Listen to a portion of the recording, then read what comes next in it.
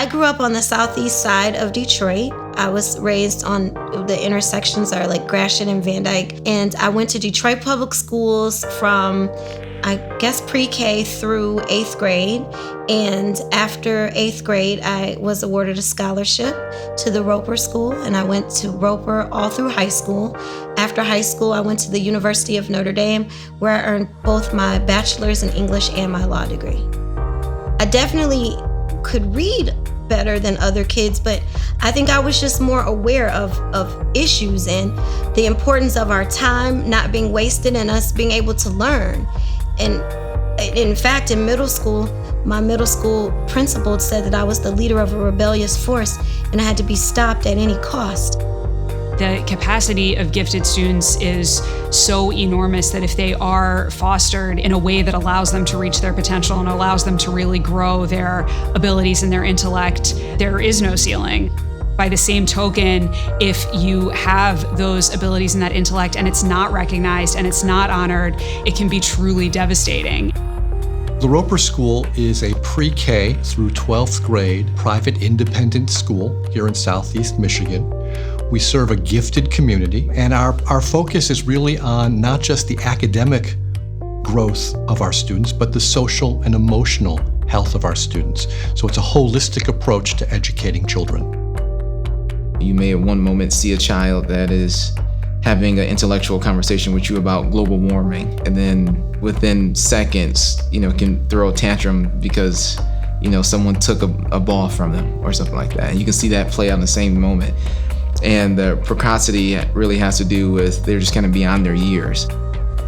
Equity is imperative in terms of giftedness. So we have students, and in a district like Detroit, we have students who have need, but it's usually an underlying thing to focus on need for students who are lower achieving. And so then what happens to those students who are high performing? Where do they go? How do they grow? That's the question that we have to answer. And so here it's about equity on all ends. This is what we know. We know in DPSCD, there are gifted students. Statistically speaking, they just are. It's a huge district. Thousands and thousands of students. There are gifted students there. But right now, their needs are not being met. Instead of getting an appropriate education and being appropriately challenged, they're forced to just be in the class that their age level indicates.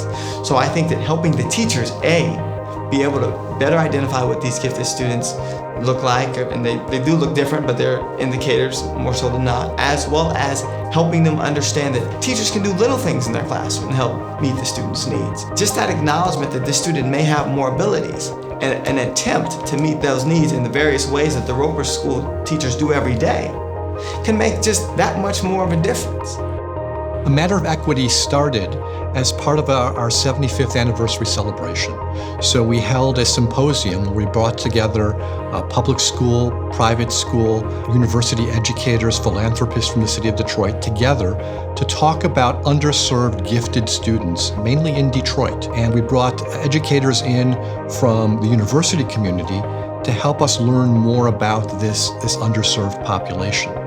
And from those conversations, we began to understand that at Roper, we could make a difference. My hope is that the outcome of a project like this would be simply putting more tools in the hands of teachers, all of us, to be able to best serve the students who are in front of us, so that every student has the ability to not only get a good education, but to get the education that enables them to be their best self. The whole point of the program is to make sure that the resources can become available so that people like me don't get lost in the cracks. Because if you're not identified and if you don't get resources that you need, then you sometimes get portrayed as a behavior problem, or you sometimes become disenchanted and lose interest with education and you'll just drop off or drop out. I hope that there's a transfer there, that both groups see that somehow there's something to learn from one another, particularly around understanding the wide variety of students that do exist, that are gifted, whether that's different racial diversity or socioeconomic diversity or whatever it may be, that we can actually develop that level of cultural competency that would just enrich our community. We hope to break down some of those barriers, to break down some of those walls, to have some of our teachers and Detroit Public School teachers work together in a learning environment, to partner with Wayne State, to partner with the College of William and Mary, and of course to partner with the E.E. Ford Foundation to help recognize and discover underserved gifted students, but also to help enrich the teaching profession.